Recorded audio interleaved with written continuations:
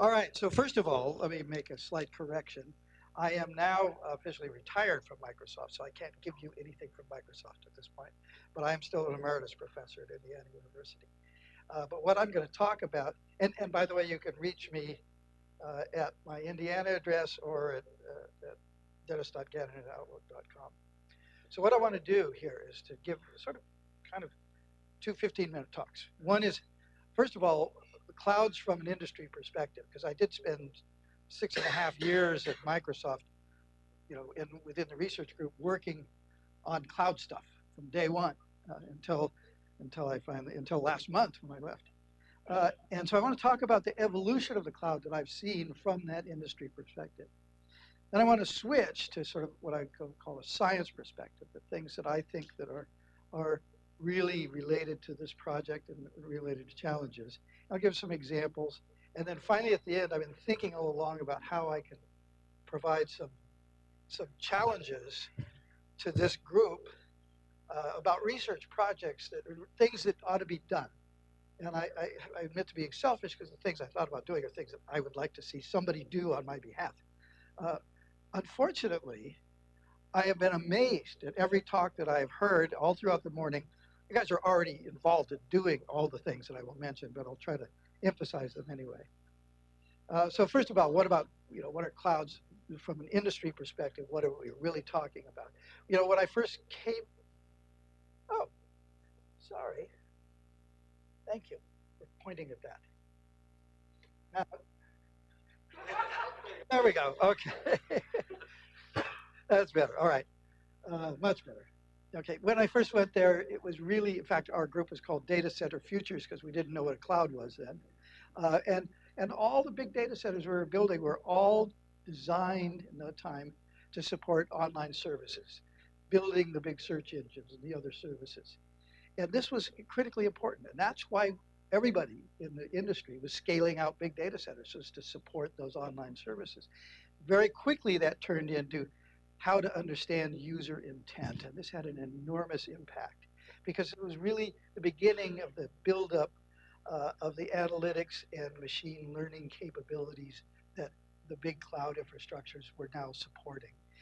This is where Hadoop comes from. All of that comes out of that, essentially understand the user's intent. And all of this required a great generalization of the infrastructure because the emphasis then became on making it efficient. And then it became sort of the public cloud business because it was really clear that actually once the infrastructure was there, anybody could use it. Hell, you could sell the infrastructure. And so that was enormous power and advantage for startup companies.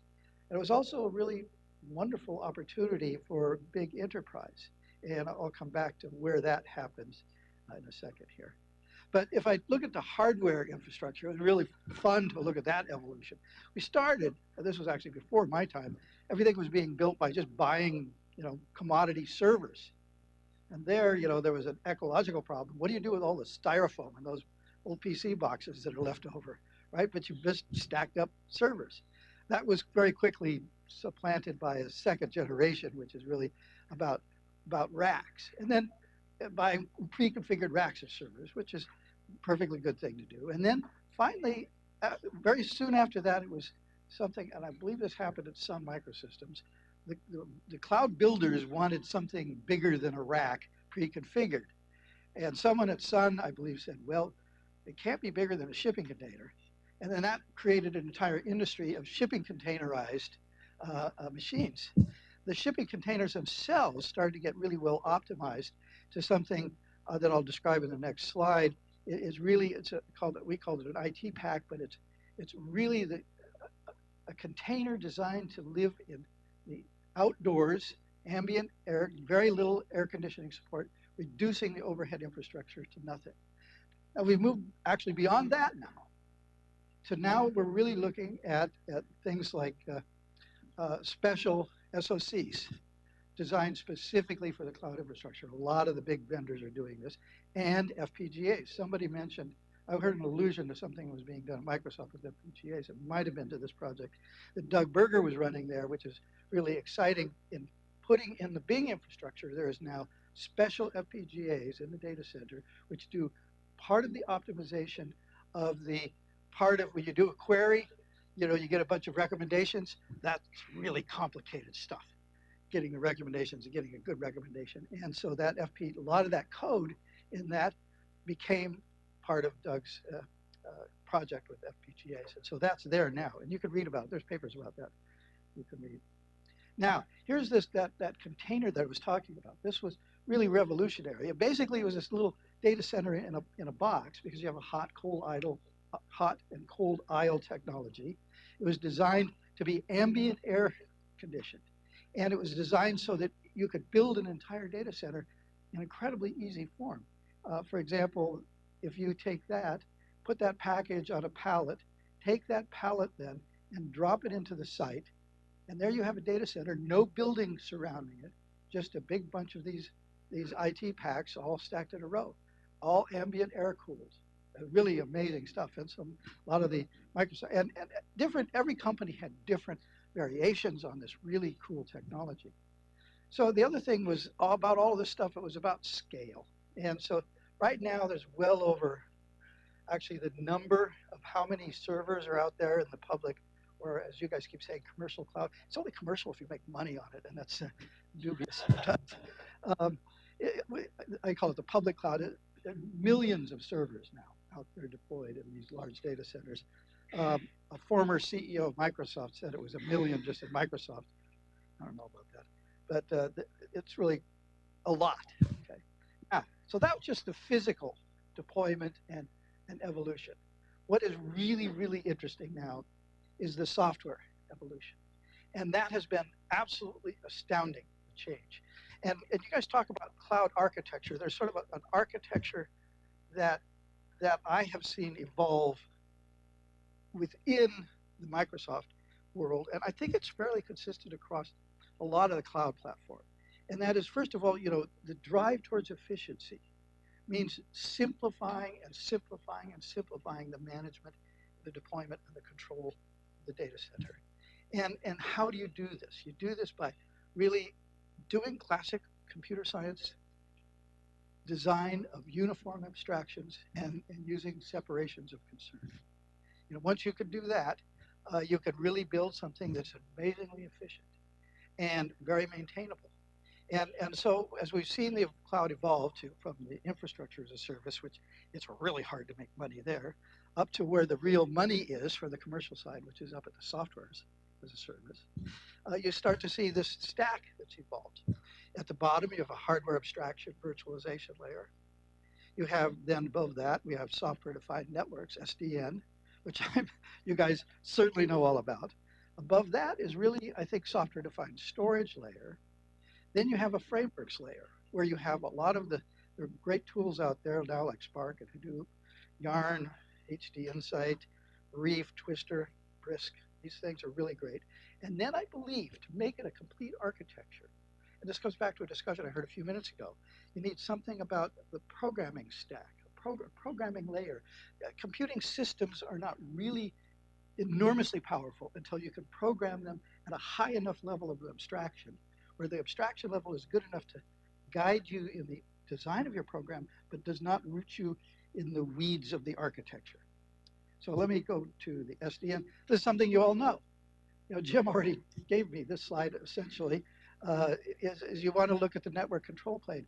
As we've gone through this, and in fact, one of the really great set of lectures that I've seen is Scott Sankner's lecture on SDN. He basically talks about how you want to be able to have an abstract virtual network. And an abstract virtual network is something where you can talk about an abstract topology of your application, and you can talk about requirements like security and authorization, et cetera, optimization, at a very abstract level. And then you use a layer, essentially compilers, to compile that down to a global view. And then the operating system that goes across the cloud that essentially will compile that down to the SDN level operations. This is having that high level where you could have the programmable abstractions at the top is enormously powerful. If you look on the web, you can find Al Greenberg's lectures about how he did this in Azure. Completely changed. They rebuilt the entire architecture of the Microsoft cloud based on SDN. This SDN was essentially the cloud is really the killer app for SDN in many ways. And what this enabled them to do in terms of the way that Microsoft interacts with big enterprise customers is to move directly to an environment where they could take an enterprise customer and say, what do you want? And the enterprise customer would say, I need this topology. I want to extend my network seamlessly into your cloud with this topology and this properties, these security properties, and they could simply program it. It is an enormously powerful, the customers love it. This is where you make money, actually. Now, another thing that I think has been really interesting is the attempts to make sort of programming languages for the cloud. There's one sort of Python-based one, what is it called? Pyretech from Pyretech, I think. Anybody know how to actually pronounce that? Anybody familiar with that? Pyretic. It's really very cool. I like that. It's, there's done some folks at Princeton and other places. Nice stuff. Now, the next level up in that stack is really software-defined storage. Now, this one is a bit of a problem. I don't think we've got this figured out yet, not as well as SDN. The networking layer, I think we're starting to see the levels of abstraction very clearly, but at the storage level, I don't think we've got it. We're seeing some convergence around APIs, such as the Amazon S3 and Azure and Ceph and all these object stores that we have out there now have very similar APIs, but they're object stores. And the model there is not, the levels of abstraction are not quite there yet, in my opinion. And in particular, I don't think there's a very good fit with a lot of the distributed analysis frameworks, things like Spark and others. And one of the things that really impressed me recently is reading a lot about Tachyon. I haven't used it yet, but I like the abstraction level that thing provided. So this again comes from the Berkeley, the Berkeley AmpLab group, which maybe we'll hear more about that later. I expect we will. Now, I'm going to change gears now and talk about the science perspective. Okay. First of all, essentially everything is generating data, and this has a lot of implications for scientific research. This is an old slide, so some of you may have seen me use this before. But this data explosion is just fundamentally transforming science in general. Every research field now is a data science field. I talk to university CIOs, and you see them struggling with the fact that people in disciplines that ever needed high performance computing or scalable computing before all of a sudden have a big data challenge. And how do individual researchers define big data? It's too big to fit on my laptop. Okay? That's big data then, and you'd need something larger to manage it. And so this is really important. And we began to realize something, we call it the fourth paradigm of computing is really here now. And this relates to this data explosion. And the first paradigm being basic experiment, second paradigm being theory that can be then propose new ways to test new experiments. Then there were experiments you couldn't conduct, and that became the third paradigm, simulation. Birth of the universe. It's hard to experiment with that, and so you could simulate it though and see if your theory works there. The fourth paradigm is when we get to the fact that somehow times we have data. We don't necessarily have a theory to test, but we need to be able to understand, to extract knowledge from data, and then maybe build theories about how that came about, what does that knowledge mean? And all the scientific disciplines now are I believe, involved in some aspect of that. Now, I've involved with a number of different projects over the years, working with academics outside of Microsoft, and and they've really covered a variety of fascinating applications. One of my favorites was an example from environmental science, where we gave some people, some years ago, actually more like a decade or more ago, there were some really bad fires in Greece, and it could have been prevented, a lot of the disaster. But so what they did at the University of the Aegean is they said, okay, let's use this cloud. Let's take all the data we have, a lot of data from sensors, from sensors actually embedded on this one island, together with reports for atmospheric condition reports, satellite reports, sensors on all of the fire equipment, the trucks, bring all that in, turn it in to a streaming analysis problem, a real-time analysis challenge. And this was before a lot of the really good tools, open source tools that were around. They built this thing that could then use that. In fact, they gave it to the actual firefighters, the emergency responders, who could actually then use that from their mobile applications. They could connect to this thing. They could understand where the fire was a problem, what were potential hotspots. They could actually really respond to fires in a fundamentally different way by using the environment sensors and all of this extra data.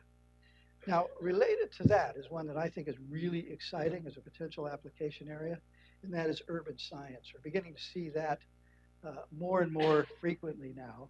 In fact, we started up a number of collaborations around the urban science area of taking all of the data that comes out of a modern city and using that data to help make that city operate better, to protect its citizens, to make it more efficient, to essentially help plan its growth. All these things are possible now. And you can use a lot of the streaming data, and one application of the cloud is to be able to put all that stuff together in a nice and effective way. Now, some projects that we worked on, for example, in New York City, there's something called CUSP, which is a really interesting project about New York City, started by Bloomberg to actually, build a center around data analytics for the cloud, or for the city of New York using cloud and other technology. Chicago, Charlie Catlett has a great project in Chicago. Also in China, and boy, do they need it in cities like Beijing. They've got the government has put a substantial amount of money into research projects around using urban informatics to improve the environment, and we provided resources to a lot of those from our Azure project. Now, another type of thing, something that happened early on in our projects, we originally started as a partnership with NSF on this, is we started to look at life science applications, and a number of them came through. And it was really interesting, these applications from life sciences, they kept reinventing MapReduce. This was before they really knew how to take Hadoop and do something with it. But for example, there was a big protein folding project at the University of Washington. We used a couple thousand cores to discover some really interesting things about salmonella. And that was fascinating and very successful. INRIA in France did a really interesting thing about looking at fMRI images of brains and then taking that fMRI image data and then they basically correlated that with genetic information to look for correlations and anomalies. And they built essentially a custom MapReduce framework. And so I kept seeing custom MapReduce get built again and again and again. Finally, somebody, Wu Feng at Virginia Tech, who's a very smart guy there, said, wait a minute, I'm doing this bio stuff, and Microsoft has Hadoop up on this thing that's called HD Insight, which I wouldn't recommend anybody use, frankly. I don't work for them anymore, so I can say that. There's better stuff out there. Anyway, HD Insight, it was something he put up using HD Insight on taking the Genome Analytics Toolkit and embedded MapReduce as the internal kernel there, something I don't necessarily recommend, but he's a smart guy and did a good job of it. In fact, the Azure team absolutely love it. They've used it now in advertisements on the New York Times. Now, so altogether, we supported like 300 awards as of September 2014, 300 awards. Now, I gave examples like bio and urban informatics and other related things.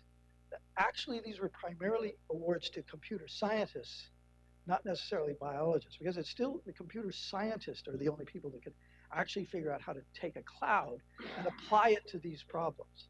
And so you can see that from this chart here that computer science, a chart on the left is the big winner there, and the big topic, of course, is big data, and 30% of that is genomics. And it was distributed. See the global distribution of the awards we made.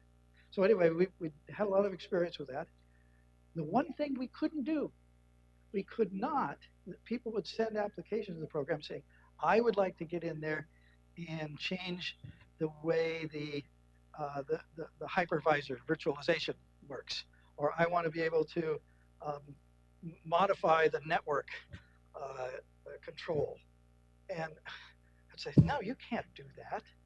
No, that just won't work, which is why it is so important that you guys are here doing this now. You can actually enable the type of research that the public cloud commercial, as you will, simply can't do.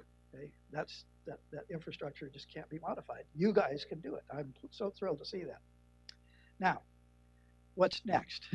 There's just been this enormous revolution in machine learning. This is something that I have found to be incredibly exciting. It's all about how all of the big data out there and massive parallelism provided by the cloud is really changing the game. We have supervised machine learning and unsupervised. I'm sure you guys have seen all that sort of stuff. And it is just within Microsoft Research, it's like a third of the whole organization now is doing nothing more than looking at machine learning applications. The first ones that came out on machine learning came from Google and then Microsoft about natural language translation. If you had a big enough collection of data and the right machine learning tools, this was actually something that you could do. You could, in fact, get to the point that now Skype has voice-to-voice translation, real-time voice-to-voice translation of language. So this was beginning to take hold over the last 5 years within Microsoft. But it wasn't just, here's a science example. David Heckerman was looking at the genetics causes of diseases. He used 35,000 cores on Azure and a genome-wide association study, and he had to really look at new parallel algorithms to do this. And he was looking for causes for common diseases, bipolar arthritis, coronary, and hypertension. And statistically, there's a lot of difficult challenges in doing that with a genome-wide association study, and scaling the algorithms are a big challenge, and I would recommend looking at that. Another one is around deep learning now. Deep learning and deep neural networks are sort of the rage these days. They're notoriously difficult to train. It was Jeffrey Hinton that really got this going, and he basically was able to use 16,000 cores on an unsupervised thing. If you've not seen this, these things are really amazing. It's unsupervised, unlabeled data, and he just sort of looked at what sort of abstractions did his deep neural net find in little images taken from YouTube. So it was able to recognize there's an abstraction of a face that was pulled from the data deep inside the network.